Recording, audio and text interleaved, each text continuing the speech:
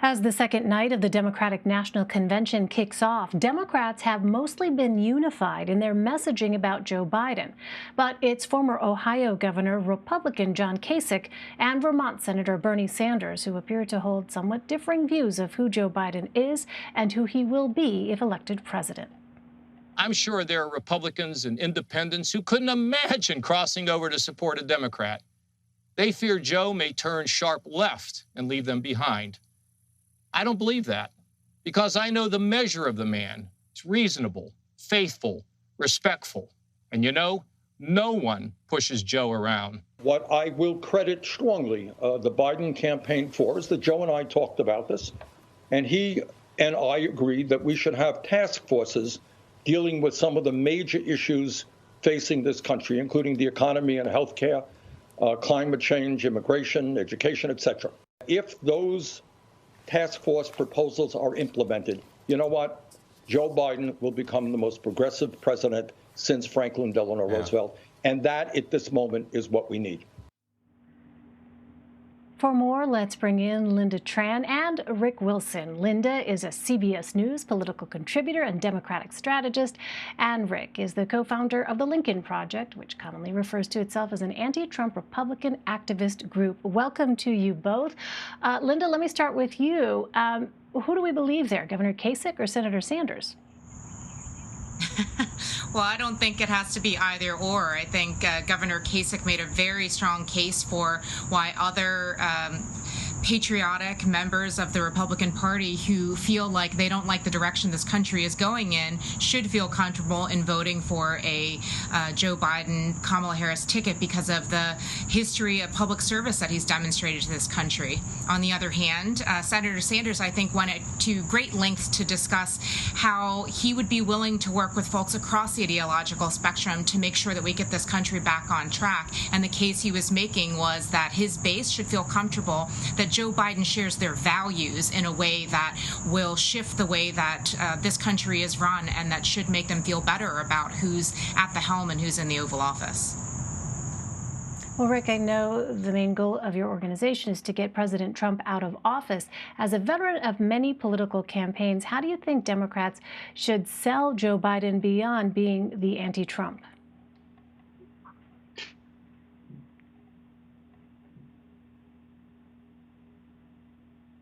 Rick, are you with us? Rick may have frozen. All right, let me see if we can work on that. I'm sorry, Rick, you have frozen. If you can hear me, I think we're going to work on your shot and go back to Lynda, who I think is still with us. You know, Lynda, this is a question that's been asked. Oh, you have unfrozen. Rick, are you with us? Okay. Yeah, I think this race still is a referendum about Donald Trump. I think Joe Biden needs to keep the fight on that referendum. I don't think this is a policy race at all. I think this is something that they have to focus very tightly on, the fact that this is a president who has blown it when it comes to handling COVID, blown it on the economy, is a dangerous and divisive man.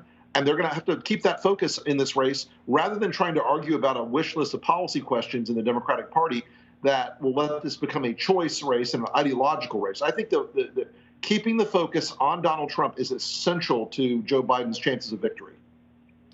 But in addition to that, though, Rick, don't you have to offer up your own policy prescriptions if your argument is going to be based on what you are saying are policy failures? No, you really don't. What makes you say that? Policy in campaigns is traditionally decorative at best. Is it decorative in the time of a pandemic where people are at home, though? In time of a pandemic, they are not reading policy papers. I promise you this. I've been around campaigns for 30 years. They want to make a comparison in leadership. They're not looking at whether or not, you know, the marginal tax rate is going to be 35.8 or 39.2. They are looking at the qualities of these two men.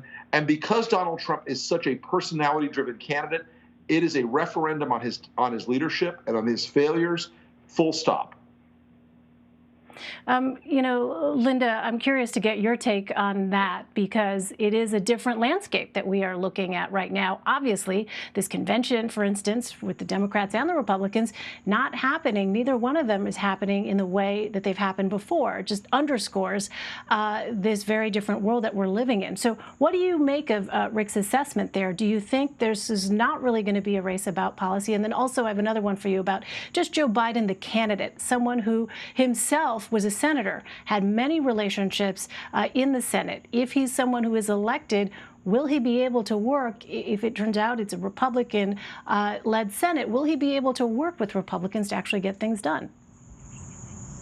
Look, I hear what Rick is saying, and I have to agree that with certain folks that the Biden team is going to have to make sure cast their ballots this fall, it really is just about the failures of this administration, how Donald Trump has mishandled the coronavirus pandemic and the economic fallout that is so closely tied to that, as well as this ongoing Black Lives Matter movement and conversation around policing reform and police violence. So certainly for the base, for people that you want to make sure you already know are opposed to Donald Trump actually are enthusiastic enough to get out, it really is a very clear and stark choice.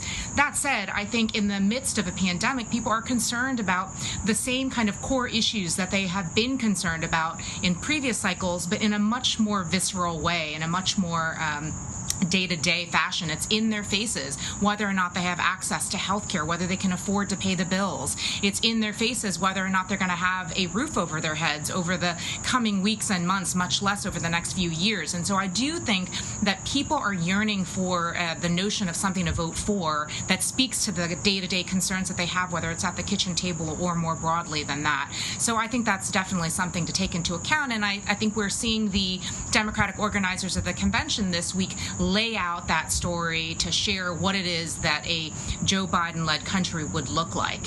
When it comes to your other question, Elaine, about Joe Biden's many years on the Hill and his ability to work across the aisle, I definitely feel like, poll after poll has shown that people are pretty fed up with the incredible, intense polarization of this country. They're tired of the divisiveness and extreme rhetoric that has come out of this administration and its campaign machine. And so the idea of a Joe Biden who has been able to work both with people within his own party, progressives, moderates, and others, and with people across the aisle is certainly appealing to people who just want to get us to a better place. We only have a couple of minutes left, Rick. I want to ask you about if Joe Biden is in fact elected and becomes president, do you expect that you'll get on board with his policies? Look, I am not a policy person.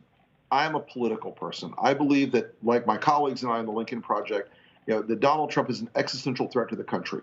I don't have to agree with all of Joe Biden's policies to believe he will be a better and safer president for this country and be someone who will not put our Constitution and our republic at risk every day. So we will disagree on policy matters. I have no doubt about that.